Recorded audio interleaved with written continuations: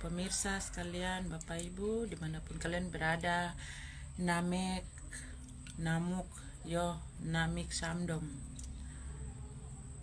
Apa kabar kalian semua? Kiranya kabar kalian baik. Salam Zakot BK, Zakot Kai, satu hati, satu tujuan. Ya, filosofi satu hati, satu tujuan ini adalah filosofi daerah kita, yaitu Kabupaten Merauke, Provinsi Papua Selatan, wilayah Tanah Animha. Ya pemirsa, setelah banyak flyer atau tulisan-tulisan yang sudah lewat di beranda kalian, VT yang sudah masuk di deskripsi boxnya saya. Terima kasih untuk semua pemirsa, sahabat online dimanapun kalian berada yang telah ikut dan berpartisipasi, memberikan sumbangsi pikiran, masukan lewat pesan di deskripsi box.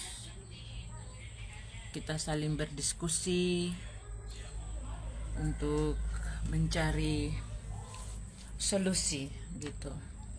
Dan mayoritas dari VT yang sudah lewat di beranda kalian masing-masing itu, yang mana menjadi pusat perhatian kita bersama adalah tentang PSN Merauke. PSN Merauke saat ini sedang menjadi sesuatu yang sangat menjadi pro kontra di kalangan masyarakat kita. Ada yang mendukung PSN, ada juga yang menolak PSN. Dan itu sah-sah saja ya di negara kita, di negara demokrasi. Dan kita ketahui bersama bahwa Indonesia adalah negara demokrasi. Sebagai negara demokrasi berarti Indonesia wajib untuk menghormati dan menghargai segala hal yang dilakukan oleh masyarakat. Dan kita boleh bilang bahwa negara berdaulat karena rakyatnya makmur. Jadi hari ini saya mau membalikkan filosofi itu bahwa masyarakat berdaulat atau rakyat berdaulat demi negara. Maka hari ini dari Sabang sampai Merauke itu sudah mayoritas mereka sudah melakukan proses penolakan terhadap program strategis nasional atau disebut PSN.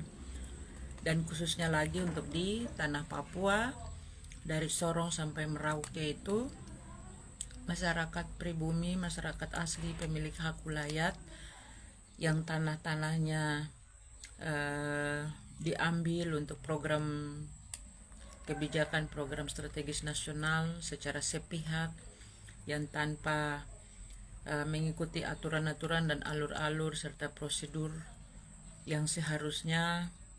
Itu juga masyarakat pemilik hak wilayah mayoritas melakukan penolakan terhadap PSN tersebut. Maka saya menghimbau kepada pemerintah daerah, dalam hal ini bupati, wakil bupati, gubernur dan wakil gubernur, untuk arif dan bijaksana dalam mengolah data. Dan wajib menjadi perhatian serius adalah ketika masyarakat adat melakukan penolakan terhadap program strategis nasional itu sendiri. Pemerintah daerah berkewajiban menjadi fasilitator yang baik kepada masyarakat, baik masyarakat yang pro dengan PSN dan juga bagi masyarakat yang kontra dengan PSN. So, Saya mau sampaikan di sini bahwa masyarakat yang pro berarti programnya aman saja, tanpa ada hambatan. Ketika masyarakat yang kontra, berarti di sana ada trouble, di sana ada masalah gitu. Nah, ketika hal-hal seperti ini kita lihat, publik menyoroti, masyarakat secara umum menjadi prihatin, dan banyak yang sudah mulai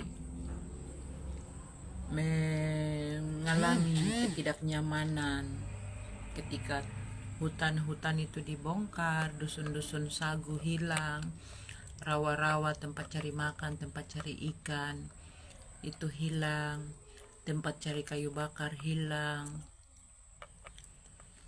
Dan lagi ketika masyarakat yang kontra terhadap PSN ini adalah juga mayoritas, dan notabene-nya juga mereka adalah pemilik hak wilayah yang tanah adat dan hutan adat mereka menjadi bagian yang sudah dimasukkan dalam peta, yang menjadi areal yang sudah dikapling-kapling untuk pelaksanaan program strategis nasional tersebut. Nah, ini menjadi sesuatu yang rancu, dan dapat kita katakan di sini dengan kesimpulan bahwa negara tidak taat dan patuh terhadap Undang-Undang Dasar 1945.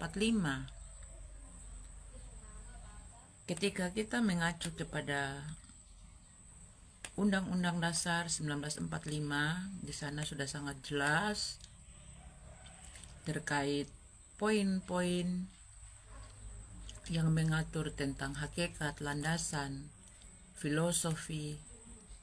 Nah, tetapi kabinet pemerintahan hari ini, yaitu kabinet pemerintahan pusat, mulai dari presiden, para pembantu presiden, menteri-menteri, ini seakan-akan tutup mata dan tidak taat dan patuh dan tidak tunduk terhadap undang-undang tersebut. Memang benar, tidak dapat kita pungkiri bahwa hari ini terjadi gejolak penolakan PSN ini berlangsung atau berlanjutnya tuh bermuaranya dari disahkannya Undang-Undang Omnibus Law. Nah, Undang-Undang Omnibus Law itu sendiri itu juga pada saat menjadi sebuah rancangan undang-undang, itu mengalami penolakan juga. Bahkan masyarakat sipil, mahasiswa, itu mereka juga melakukan aksi demonstrasi di gedung MPR DPR RI. Dan banyak juga yang menjadi korban pada saat aksi demo penolakan Undang-Undang Omnibus Law itu. Tetapi pemerintah pusat melalui DPR RI, MPR RI tetap menggenjot untuk melanggengkan atau mengesahkan Undang-Undang Omnibus Law tersebut. Maka ini menjadi sebuah kelemahan untuk melindungi ruang hak daripada masyarakat adat, menjadi lemah untuk perlindungan ruang hak dari masyarakat sipil. Mengapa saya katakan seperti itu? Karena di dalam Undang-Undang Omnibus Law itu terangkum dan terakomodir dengan sangat baik terkait dengan perlindungan ruang hak dari korporasi dan juga ruang hak yang semakin luas terhadap aparat TNI dan Polri, terutama ABRI ya, TNI. Nah, itu di sana diulas dengan sangat jelas gitu. Undang-Undang Omnibus Law ini sendiri ini sangat mencederai nurani dan martabat rakyat. Sedangkan di sisi lain, negara kita Republik Indonesia ini menjunjung tinggi hak dasar kemanusiaan. Tetapi melalui Undang-Undang Omnibus Law ini pun negara mempraktekkan sikap tidak mematuhi, tidak menghargai, dan tidak menjunjung tinggi azas landasan menghormati hak dasar kemanusiaan dari hak asasi manusia, di mana harus melindungi hak manusia itu sendiri dan harus melindungi segala hal yang berkaitan dengan kemanusiaan, baik untuk tanah, untuk hutan, untuk alam, dan lain sebagainya. Jadi pada kesempatan ini saya mau sampaikan secara khusus untuk pemerintah Provinsi Papua Selatan dan juga pemerintah Kabupaten Merauke secara khusus bahwa sudah waktunya duduk dan berdialog dengan masyarakat yang kontra.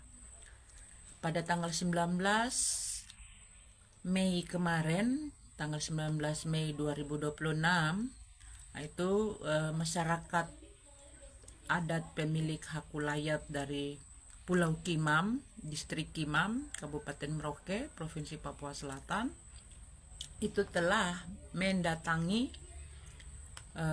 gedung DPR Provinsi Papua Selatan untuk menyampaikan aspirasi mereka. Pada saat mereka hadir ke sana, ratusan masyarakat asli pemilik hak wilayah tanah adat di Pulau Kimam, Distrik Kimam, Kabupaten Merauke, Provinsi Papua Selatan itu, mereka langsung untuk berhadapan, berjumpa langsung dengan gubernur, wakil gubernur, ketua DPR dan jajarannya, dan juga berharap hadir juga ketua MRP Provinsi Papua Selatan. Untuk apa? Untuk mereka menyampaikan aspirasi dari masyarakat Pulau Kimam terkait dengan program strategis nasional, yaitu item poinnya adalah Pulau Kimam dijadikan sentra peternakan, sentra peternakan sapi perah dan sapi pedaging.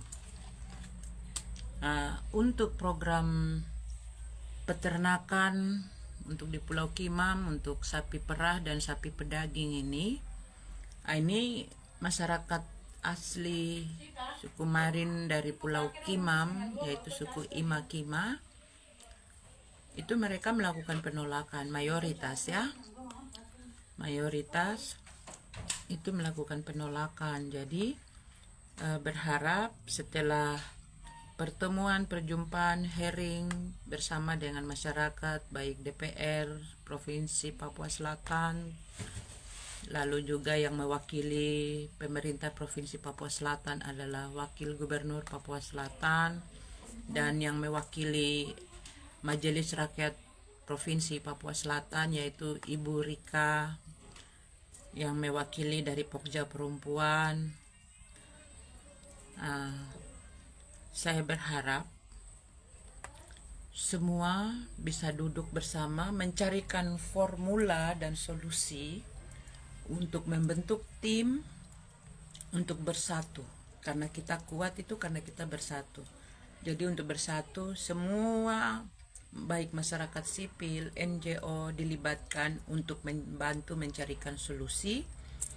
Dan setelah itu pemerintah daerah baik kabupaten dan juga provinsi membentuk tim bersama, tim ad hoc untuk bertandang ke Jakarta dan berjumpa langsung dengan Presiden dan juga berjumpa langsung dengan Ketua DPR RI dan komisi terkait, terutama Komisi 3 DPR RI dan Komisi 2. Itu penting sekali untuk menyampaikan aspirasi masyarakat. Dan itulah tugas pemerintah daerah untuk memfasilitasi, itulah tugas pemerintah DPR Provinsi Papua Selatan, Dewan Perwakilan Rakyat yang ada di daerah itu tugasnya untuk menyaring dan menyalurkan aspirasi masyarakat gitu.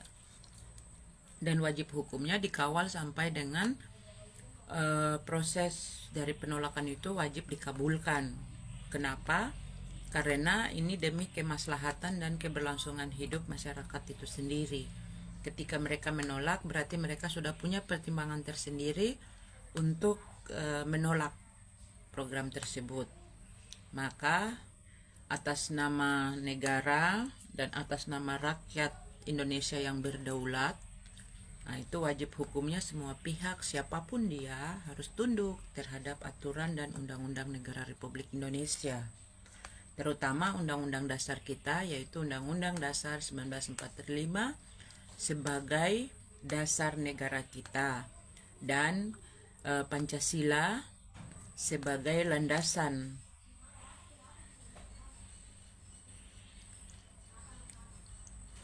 keberlangsungan negara ini.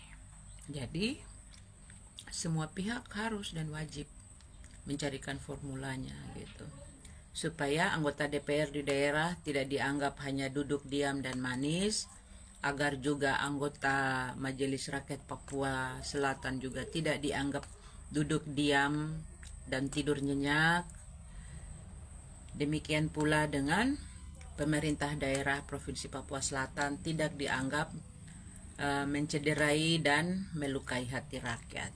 Maka untuk itu harus dicarikan formulasinya, dan secara khusus untuk pemerintah daerah dan juga anggota legislatif, Dewan Perwakilan Rakyat baik kabupaten dan provinsi, ini kalian wajib hukumnya untuk memberikan sumbangsi kontribusi positif terhadap aspirasi masyarakat, karena tanpa masyarakat kalian tidak akan bisa duduk di kursi-kursi empuk itu. Tanpa suara dari masyarakat kalian tidak akan dapat menikmati semua fasilitas dan imunitas yang diberikan sebagai bagian hak melekat dari jabatan-jabatan yang ada pada kalian gitu. Maka sudah waktunya jangan lagi tidur panjang, jangan lagi pura-pura mata buta, telinga tuli, dan mulut bisu. Tetapi mari mulai dengan mulut kita menjadi corong, telinga kita untuk mendengarkan, mata kita untuk melihat fakta yang ada di lapangan, kondisi yang dialami oleh masyarakat. Nah, itu untuk Pulau Kimam dan juga terkait dengan keseluruhan wilayah yang terdampak program strategis nasional. Dan kita ketahui bersama bahwa dari semua wilayah-wilayah tersebut itu hutan kita sudah banyak yang hilang. Sudah banyak yang hilang hutan kita. Hutan adat menjadi hutan konservasi, hutan adat dialihfungsikan menjadi hutan industri, dan ini perubahan-perubahan perombakan aturan-aturan ini tidak dilakukan dan tanpa sepengetahuan masyarakat adat itu sendiri gitu. Dan ini perubahan yang dilakukan secara sepihak, dan cara-cara korporasi ini dilakukan untuk melanggengkan kemaslahatan kepentingan korporasi, tidak demi semata-mata dan setinggi-tingginya untuk kemaslahatan masyarakat. Nah, ini kan sesuatu yang gila. Maka dapat saya katakan bahwa negara ini sedang sakit, bangsa Indonesia ini sedang sakit gitu. Dari banyak dan maraknya bermunculan penolakan tentang PSN, kita lanjut lagi nih ke hal yang berikut, yaitu pesta babi. Pesta babi yang disutradari oleh Dandi Laksono gitu. Dandi Laksono menyutradarai film dokumenter Pesta Babi. Film dokumenter sendiri itu dapat saya uraikan singkat di sini adalah film dokumenter itu adalah film cuplikan penggalan-penggalan memori yang diambil real dari tempat kejadian, yang didapat langsung dari tempat kejadian, lalu dirangkum menjadi satu kesatuan yang utuh, diracik sedemikian rupa, dibuatkan narasinya yang memang benar-benar fakta dan real gitu. Nah, itu yang disebut dengan film dokumenter. Beda dengan film-film fiksi yang lain-lain, itu kan film yang hayalan-hayalan gitu. Tetapi film dokumenter ini memang film yang produksinya tuh mengangkat tentang fakta-fakta, kejadian-kejadian fakta, real. Jadi bukan kejadian fiksi, tapi fakta. Nah, ini perlu kita simak juga, kita lihat juga dengan saksama, dan kita sikapi juga dengan arif dan bijaksana juga gitu. Memang film Pesta Babi yang disutradarai oleh Dandi Laksono ini memang cukup berani untuk secara lugas memaparkan dan menyampaikan kondisi yang memang pure dialami dan dirasakan oleh masyarakat asli Papua dari Sorong sampai Merauke gitu. Kita bersyukur bahwa wilayah kita, tanah Papua Selatan, tetap kondusif, walaupun kadang ada riak-riak, tetapi ya atas nama leluhur tanah dan negeri Animha ini semuanya masih boleh terkendali. Itu kita mengucap syukur sama Tuhan dan leluhur tanah ini. Tetapi kita tidak boleh terlena, kita harus tetap waspada. Karena apa? Penyamun itu selalu ada di mana-mana gitu. Dan juga hari ini saya mau mengucapkan berbelasungkawa terhadap si bocah balita yang menjadi korban tembak yang kemarin pada tanggal 19 Mei 2026 setelah mencoba mendapatkan perawatan intensif di rumah sakit, tetapi nyawanya tidak dapat tertolong dan dia harus menghembuskan nafas terakhirnya. Dan kita harus berbelasungkawa untuknya, karena anak kecil yang tak berdosa menjadi korban konflik perang antara aparat TNI dengan kelompok bersenjata yang disebut KKB di wilayah bagian pegunungan.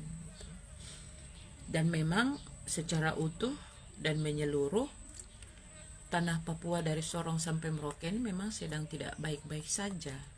Wilayah ini sedang sakit dan sakitnya sangat kronis. Dan hari ini melalui film Pesta Babi itu, seorang sutradara Dandi Laksono itu menyampaikan secara lugas, akhirnya semua mata terbelalak melihatkan fakta yang terjadi di tanah Papua. Bahkan film dokumenter Pesta Babi ini sudah mendunia, bahkan sudah diputar, ditonton oleh parlemen di Perserikatan Bangsa-Bangsa, yaitu PBB. Kurang lebih di bulan Mei, dari tanggal 10 itu mereka sudah menontonnya di PBB, dan ini sudah menjadi perhatian dunia. Dan film dokumenter ini pun sudah diputar di Vatikan, di Roma, dan ini menjadi perhatian dunia.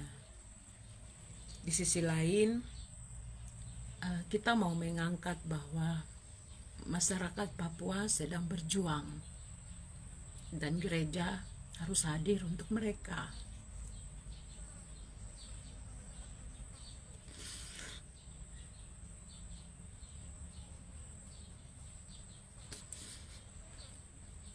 Gereja harus hadir untuk mereka. Kenapa? Karena mayoritas mereka adalah pengikut Kristen, dan untuk mempertahankan tanah adat mereka, hutan adat mereka itu, mereka memasang palang sasi adat dengan salib merah. Salib merah dalam umat Kristiani, kita mengilhami dan kita memahami bahwa itu adalah sebuah bentuk perlawanan pertahanan terakhir untuk mempertahankan hak-hak dasar kebenaran yang diyakini. Begitu. Dan memiliki banyak filosofi, lambang, dan dia multi tafsir. Dan hari ini, selama ini, masyarakat pribumi menyuarakan semua hak-haknya itu, bahkan begitu banyak korban. Setiap hari ada korban meninggal, warga masyarakat Papua. Jadi kalau kita mau bikin sensus data statistik, dalam 1 tahun itu ada ribuan rakyat asli Papua yang berambut keriting dan kulit hitam itu meninggal. Maka dalam film Pesta Babi ini, sutradara Dandi Laksono memaparkan secara lugas dan lunas, dibayar tuntas.